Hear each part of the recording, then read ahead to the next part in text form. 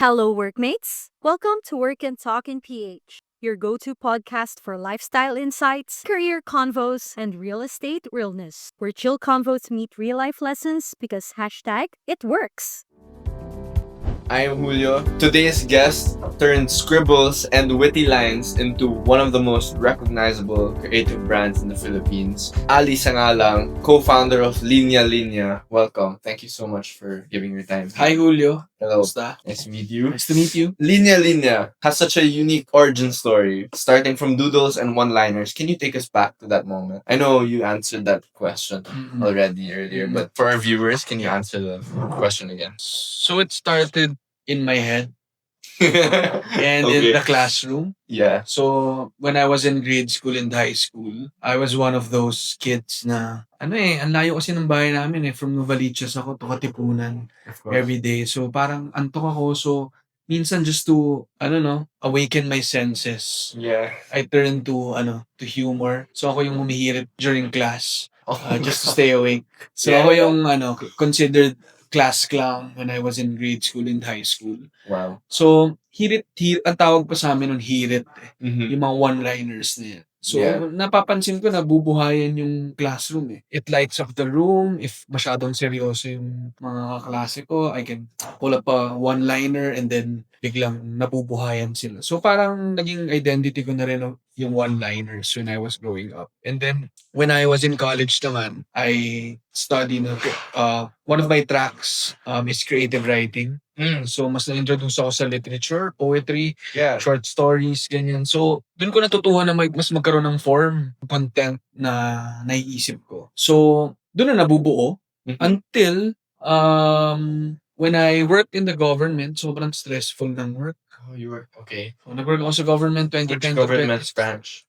sa Office of the President, Presidential Communications Okay. Office.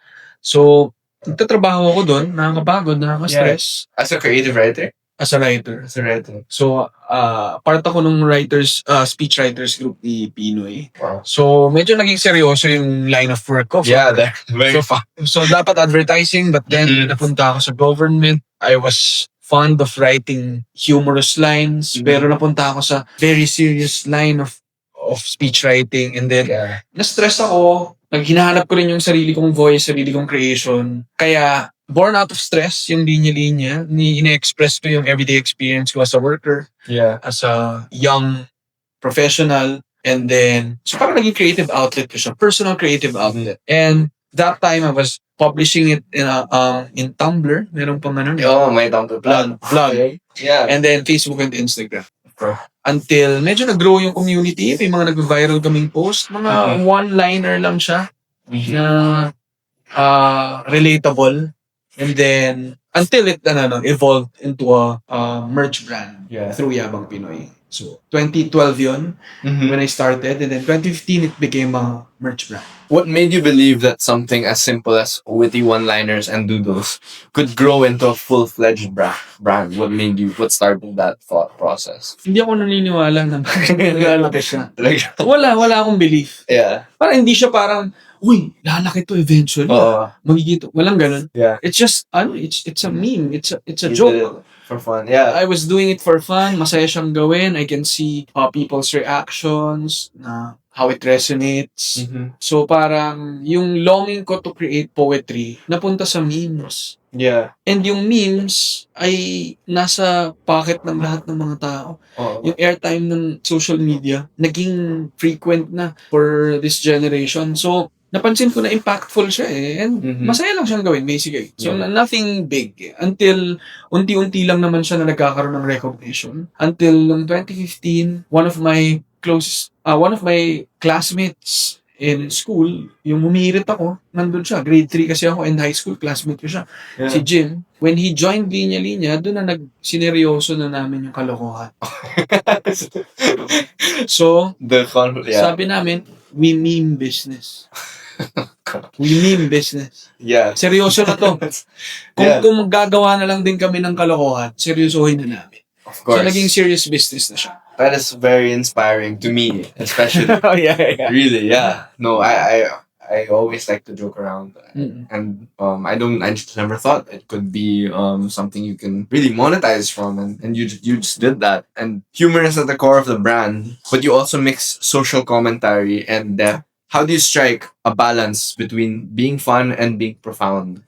So I think ano naman natural for people, no? For Filipinos, na hindi lang puro kalokohan. Oo. So before, linya-linya, mostly ay wordplay, pun, but I also realized na, especially during the pandemic, na seryoso yung buhay. Marami tayong nararamdaman din ng iba. So naging very empathetic yung page. So kaya nga yung tagline namin na yun, gets ka namin. We understand you. Yeah. And di ba yung gets din, ano yan sa joke din Nagets mo yung joke? Yeah. Di ba? Pero I get you. Yeah. I understand what you're going through. Empathetic din siya. So, ano naman mga Pilipino, iba-iba tayong buhay, pero we also share common experiences. Diba? So, dun ko sinimulang mag-express ng mas mindful, I would say. I wouldn't say profound, but more mindful lines Yeah. na lalo na nung nag-pandemic. So, may mga lines kami na hindi ka nag-iisa sa pag-iisa. Mga ganun lang. Na may wordplay pa rin siya. Yeah. Pero may depth, merong may level ng pag-unawa sa ibang tao na nararamdaman din nila. Parang gano'n. So, yun naman yung background ko rin with poetry. Kasi yung poetry kasi brevity yung key dyan. Yung economy of words. Mm-hmm. So, kailangan in short lines, you're able to express siguro parang malawak na pakiramdam or thought. So, simple lang. Yeah, ganun lang. that's really cool. Making it compact but the message is so deep. Mm. And knowing how to Yeah. yeah. So ako naman yung heartbeat ng Pinoy. Mm-hmm. Yung what we're experiencing as a nation, as a community. Alam din naman namin kasi yun nga, siguro it helped that I came from the government. I know what's happening Yeah.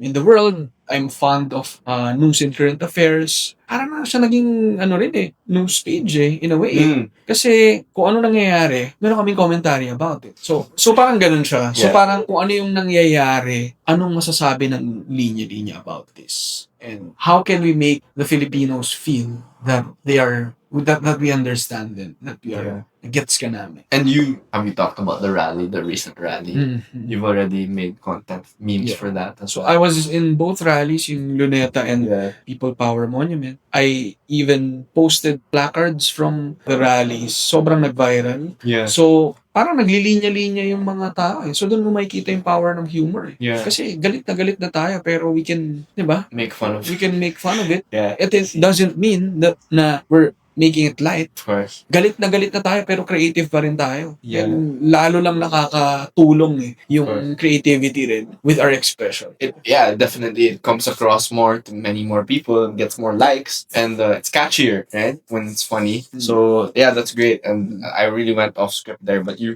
basically answered most of these questions here. How do you keep the creativity flowing? You've been writing one-liners for how many years now? For 13 years. Pero for the shirts, as a merch brand, 10 years. 10 years. So, parang continuous yung experience natin as human beings. As you grow older, ang daming new experience.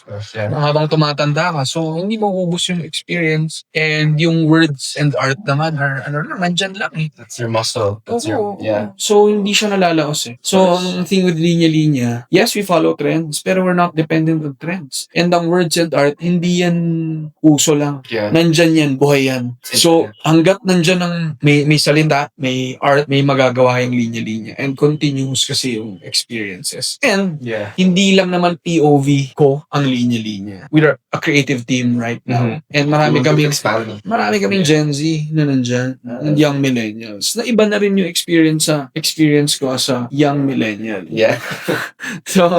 So yung POV nila, language nila, their sensibilities, may kakaiba rin. Yeah. So I also trust their own perspective. They have their own humor na sinasabayan pinapakinggan ko rin. Pero kumbaga, I'm letting them express that. So kaya hindi naluluma yung... If you need a Gen Z conyo, I'm there too. Oo nga.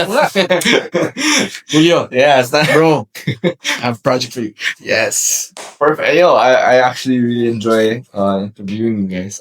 Okay, and then what's one challenge you didn't expect when turning this creative passion into a real business? The entire thing is a challenge. The entire The entire thing. um Pero if there's one thing, siguro yung balancing the business talaga with the creation. Pero siguro yung realization dun ay it goes hand in hand talaga. Kasi the business empowers us to create. And the creations, they're the lifeblood of the business. yeah, So, pero, grueling din yung, handling a business. yeah.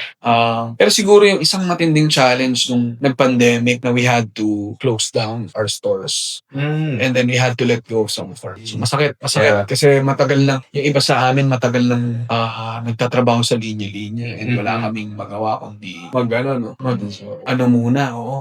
paliit. Pero the good thing is, yung nung medyo naka-recover kami, and nag-start ulit kami mag-expand yung mga hindi pa nakahanap ng work, some workers na they were able to get. The other some had to stay in their job na. Meron na silang mga ibang work, which is happy kami. Understood. Pero masakit lang yung sa tao kasi kapag creative ka siguro, you have your own art, you just have to parang worry about your own own space.